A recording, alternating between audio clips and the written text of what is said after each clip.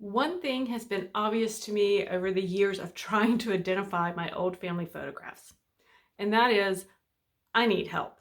I need more eyes of people on these photographs to have a better chance of getting them identified. I need to crowdsource the answers to my family photographs with others. In this video, I'm going to show you what crowdsourcing is and how to crowdsource information about your old family photographs. Hi guys, and welcome back to the channel. I'm Lisa, genealogy researcher and author, and this YouTube channel is here to help you find your ancestors, grow your family tree, and not be overwhelmed in the process. So if it sounds like something you're interested in, you're in the right place. So first up, what do I mean by crowdsourcing? At its simplest, crowdsourcing is gathering information about a particular topic from other people. That is, using a crowd. And crowdsourcing family history or family stories is utilizing the family as your crowd and other researchers to gather the information about the family history or about the stories behind old family photographs. In my case, I crowdsource information about old family photographs to find out who is in the photograph, as well as what is the story behind the photograph. So why do I do it? And why should you crowdsource as well? Well, first off, you get more of those unidentified individuals in those photographs identified. Let's get them known. The second reason is it allows us to connect with other researchers of the same family line, as well as other family members, including collateral family members. And the third reason we do it, and should be doing it, is because we find more stories. We find more family stories, and it's within those stories that we find clues, that we learn more about our ancestors. So who do we crowdsource with? How do we find the right people to include in our crowd, to crowdsource information on our old family photographs? Well, the obvious first answer is your family. Reach out to the immediate family and reach out to those more distant family members. Because remember, family stories, family memories, family photos differ on which sides of the family they came down. Now, for those of you who might not have any extended family out there that you're able to contact, or perhaps you are the oldest generation, you're not off the hook yet. The next place to look for people to crowdsource with are other genealogy researchers, because genealogy researchers are a generous lot. You can contact the local genealogical society there in the area where your ancestors live to find others who might be working on the same family lines. And what's really nice is that even if they are not able to help you, oftentimes they know somebody who is. Think of it as networking, kind of genealogy style. Okay, so I am sure I have convinced you to actually crowdsource your family history and those old family photographs now. So let me show you how I actually do this and what it looks like.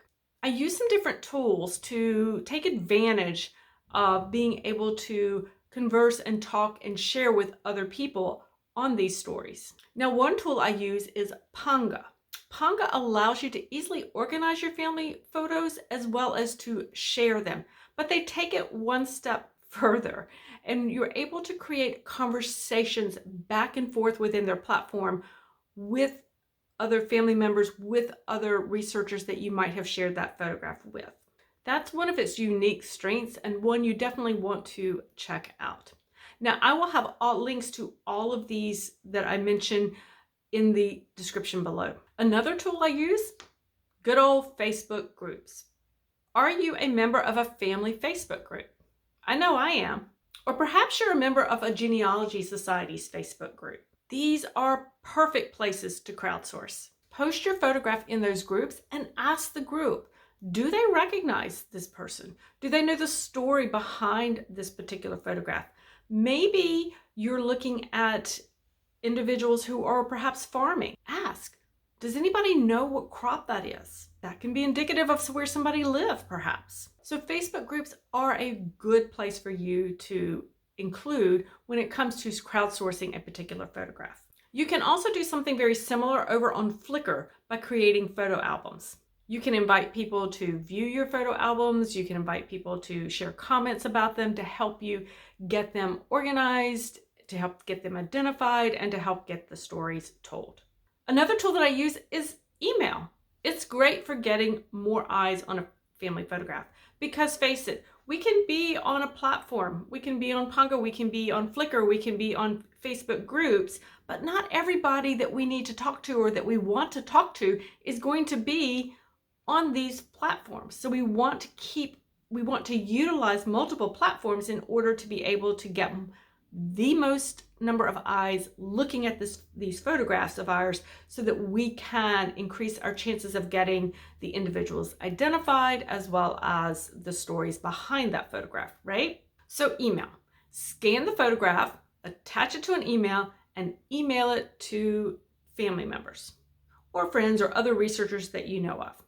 Now, be sure and ask within that email, ask them to share it with other people they know that might be interested in that particular photograph. I did this a number of years ago. I had a photograph with a number of children in it. I knew who some of them were.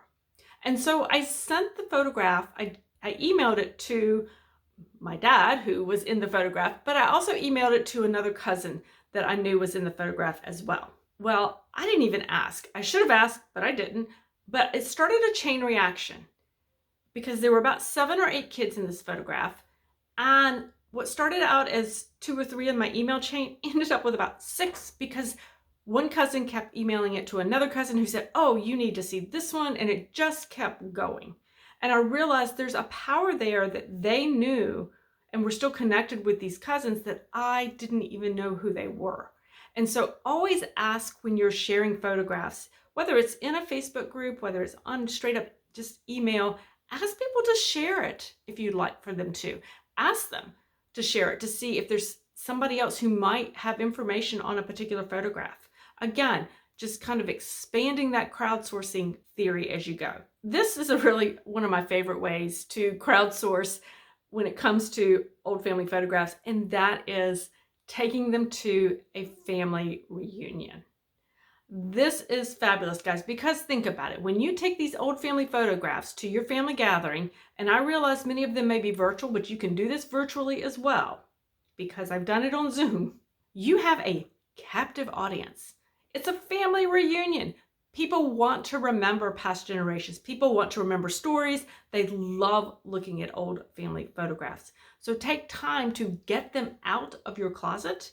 And if they are fragile, just scan them. And you can put them on a laptop and let people scroll through them and gather the stories that way. I can't tell you how exciting that is, and some of the stories that I would never have discovered through old family photographs. Individuals who were identified through those old family photographs that I would never have even known that person existed or who that person was, to be able to get them identified. So I would encourage you to do that. And again, with today's technology, you can do this over Zoom. It doesn't have to be face to face. And there is a bonus when it comes to sharing these at a family reunion, is you get people interested in family history. You get people interested in looking and pursuing that genealogy. And hopefully we're going to bring that younger generation along as well to inspire somebody to see what is there. If you want to learn more about finding and identifying your old family photographs, watch this video on the screen. I've picked it out just for you. It's how to identify who is in that old family photograph.